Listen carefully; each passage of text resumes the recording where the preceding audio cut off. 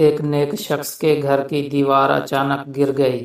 اسے بڑی پریشانی لاحق ہوئی اور وہ اسے دوبارہ بنوانے کے لیے کسی مزدور کی تلاش میں گھر سے نکلا اور چوراہے پر جا پہنچا۔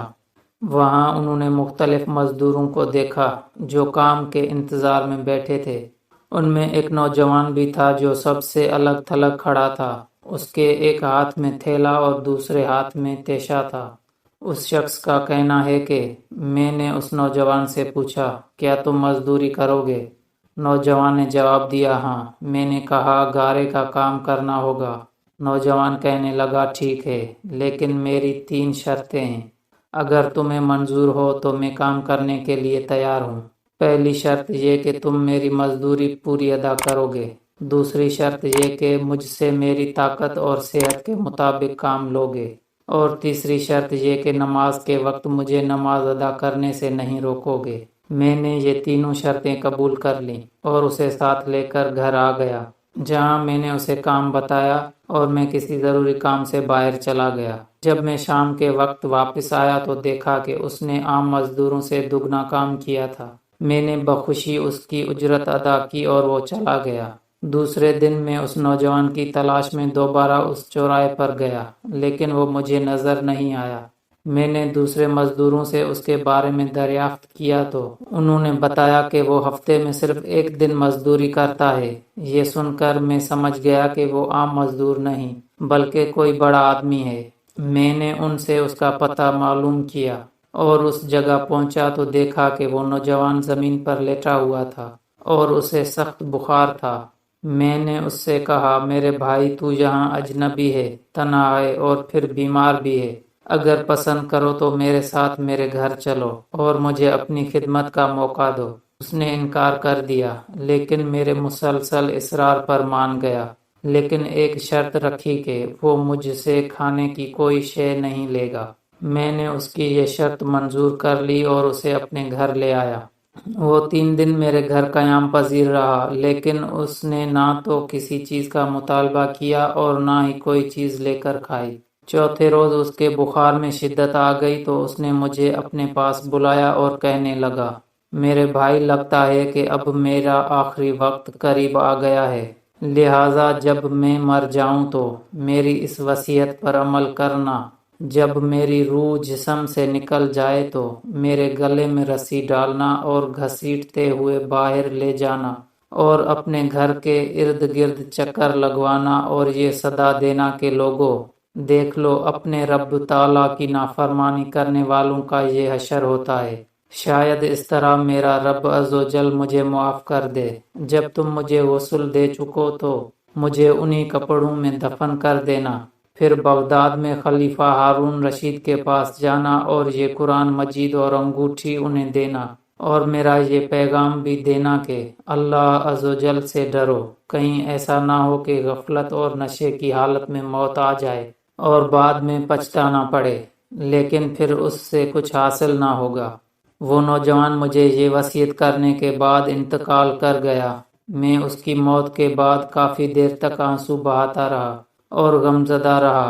پھر نہ چاہتے ہوئے بھی میں نے اس کی وصیت پوری کرنے کے لیے ایک رسی لی اور اس کی گردن میں ڈالنے کا قصد کیا تو کمرے کے ایک کونے سے ندا آئی کہ اس کے گلے میں رسی مت ڈالنا، کیا اللہ عزوجل کے اولیاء سے ایسا سلوک کیا جاتا ہے؟ یہ آواز سن کر میرے بدن پر کپ کپی طاری ہو گئی۔ یہ سننے کے بعد میں نے اس کے پاؤں کو بوسہ دیا اور اس کے کفن و دفن کا انتظام کرنے چلا گیا۔ اس کی تدفین سے فارغ ہونے کے بعد میں اس کا قرآن پاک اور انگوٹھی لے کر خلیفہ کے محل کی جانب روانہ ہوا۔ وہاں جا کر میں نے اس نوجوان کا واقعہ ایک کاغذ پر لکھا اور محل کے داروغہ سے اس سلسلے میں بات کرنا چاہی تو اس نے مجھے جھڑک دیا اور اندر جانے کی اجازت دینے کی بجائے اپنے پاس بٹھا لیا۔ آخرکار خلیفہ نے مجھے اپنے دربار میں طلب کیا اور کہنے لگا، کیا میں اتنا ظالم ہوں کہ مجھ سے براہ راست بات کرنے کی بجائے رقیع کا سہارا لیا؟ میں نے عرض کی کہ اللہ تعالیٰ آپ کا اقبال بلند کرے، میں کسی ظلم کی فریاد لے کر نہیں آیا بلکہ ایک پیغام لے کر حاضر ہوا ہوں۔ خلیفہ نے اس پیغام کے بارے میں دریافت کیا تو میں نے وہ قرآن مجید اور انگوٹھی نکال کر اس کے سامنے رکھ دی۔ خلیفہ نے ان چیزوں کو دیکھتے ہی کہا، یہ چیزیں تجھے کس نے دی ہیں؟ میں نے عرض کی، ایک گارا بنانے والے مزدور نے۔ خلیفہ نے ان الفاظ کو 3 بار دہرایا، گارا بنانے والا، گارا بنانے والا، گارا بنانے والا، اور رو پڑا۔ کافی دیر رونے کے بعد مجھ سے پوچھا، وہ گارا بنانے والا اب کہاں ہے؟ میں نے جواب دیا، وہ مزدور فوت ہو چکا ہے۔ یہ سن کر خلیفہ بے ہوش ہو کر گر گیا اور عصر تک بے ہوش رہا۔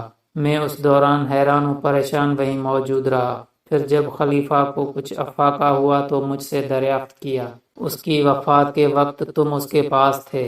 میں نے اس بات میں سر ہلا دیا تو کہنے لگا، اس نے تجھے کوئی وصیت بھی کی تھی؟ میں نے اس نوجوان کی وصیت بتائی اور وہ پیغام بھی دے دیا جو اس نوجوان نے خلیفہ کے لیے چھوڑا تھا۔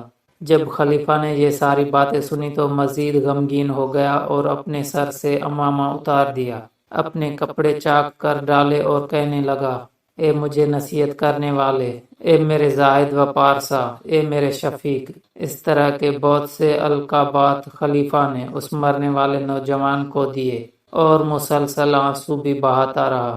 یہ سارا معاملہ دیکھ کر میری حیرانی اور پریشانی میں مزید اضافہ ہو گیا کہ خلیفہ ایک عام سے مزدور کے لیے اس قدر غمزدہ کیوں ہیں۔ جب رات ہوئی تو خلیفہ نے مجھ سے اس کی قبر پر لے جانے کی خواہش ظاہر کی تو میں اس کے ساتھ ہو لیا۔ خلیفہ چادر میں منہ چھپائے میرے پیچھے پیچھے چلنے لگا۔ جب ہم قبرستان میں پہنچے تو میں نے ایک قبر کی طرف اشارہ کر کے کہا، عالی جان، یہ اس نوجوان کی قبر ہے۔ خلیفہ اس کی قبر سے لپٹ کر رونے لگا۔ پھر کچھ دیر رونے کے بعد اس کی قبر کے سرانے کھڑا ہو گیا اور مجھ سے کہنے لگا، یہ نوجوان میرا بیٹا تھا، میری آنکھوں کی ٹھنڈک اور میرے جگر کا ٹکڑا تھا۔ ایک دن یہ رقص و سرور کی محفل میں گم تھا کہ مکتب میں کسی بچے نے یہ آیت کریمہ تلاوت کی۔ ترجمہ کنز الایمان۔ کیا ایمان والوں کو اب بھی وہ وقت نہ آیا کہ ان کے دل جھک جائیں اللہ کی یاد کے لیے؟ سورہ الحدید۔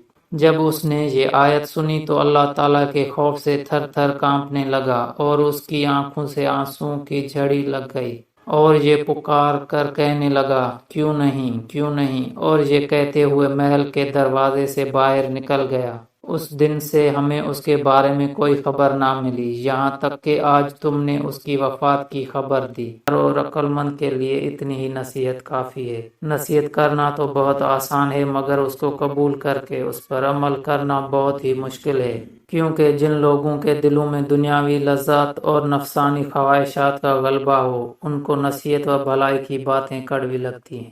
دوستو ویڈیو اچھی لگی تو لائک کریں، دوستوں کے ساتھ شیئر کریں اور چینل کو ضرور سبسکرائب کریں۔